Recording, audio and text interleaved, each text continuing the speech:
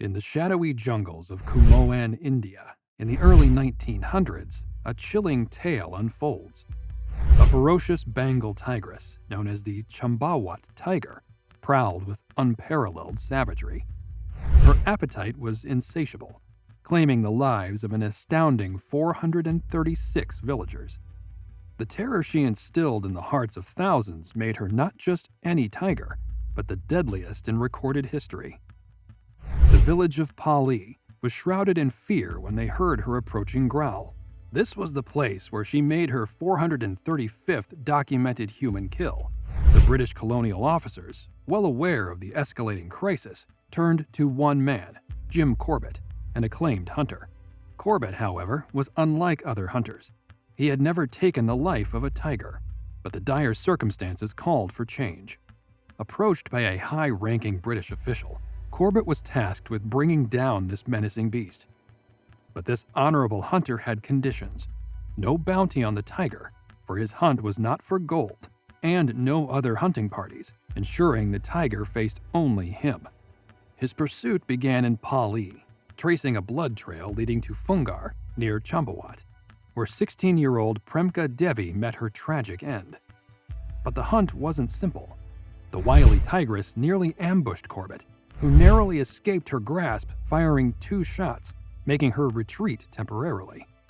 Undeterred, Corbett and the villagers decided to regroup and organize a strategic beat in the Champa River Gorge the next day. Corbett's knowledge of the wilderness was unparalleled, employing traditional methods, setting baited traps, and predicting her movements with precision. He was more than a match for this elusive creature. He studied her patterns and her preferences, using the natural contours of the land to guide his strategy.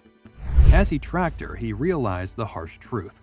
Man's encroachment into the jungles, deforestation, and the dwindling of natural prey were pushing these magnificent creatures towards villages, leading them to see humans as prey. The term Indian man-eating tiger paints a picture of sheer terror. But there's more to the story. Tigers turning to man-eating often do so out of desperation. Old age, injuries, or disability renders them incapable of hunting swift-footed deer or wild boar, leaving them with little choice but to turn to humans, a slower and vulnerable prey. But it's vital to remember that not all tigers are man-eaters. The true culprits are often the circumstances that force them into this dark path. Stories of such tigers like the Chowgar duo, a mother and her cub responsible for 64 deaths, serve as grim reminders of the fragile balance between man and beast.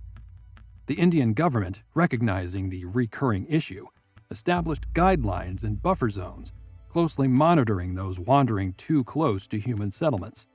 But back to our tale. The infamous Champawat tiger wasn't merely cunning.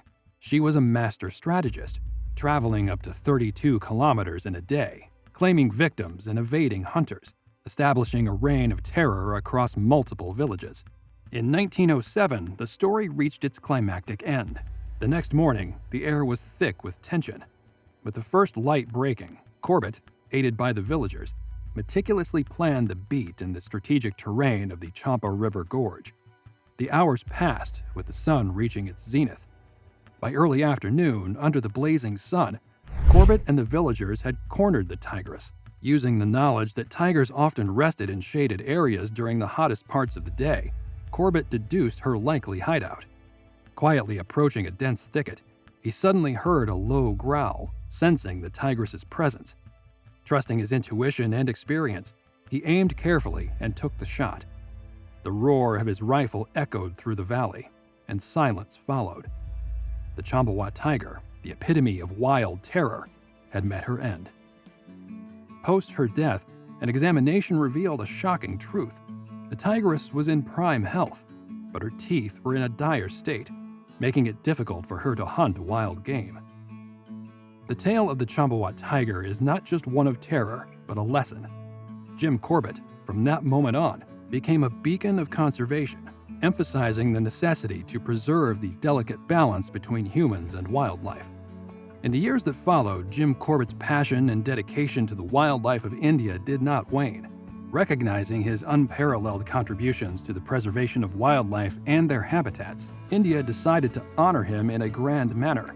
In 1957, the Haley National Park, India's first national park, was renamed the Jim Corbett National Park. Nestled in the foothills of the Himalayas in Uttarakhand, it stands as a testament to Corbett's enduring legacy. The jungle's whispered tales of the hunter who became the protector, a transformation inspired by a single tigress. Today, as we remember this tale, we're reminded that the jungles are not just trees and terrain. They are the pulsing heartbeats of countless creatures, the symphony of life and nature in harmony. They are sanctuaries where creatures like the Champawat tiger should roam freely, without the encroachments that lead them into conflict with man. Every roar, every rustle of leaves is a reminder of the wonders that exist beyond our concrete worlds. How did the saga of the Champawat tiger resonate with you? Drop your insights in the comments section below, and don't forget to like, share, and subscribe to Nature's Flex for more mesmerizing tales of our nature's wonders. Until next time, stay wild and keep exploring.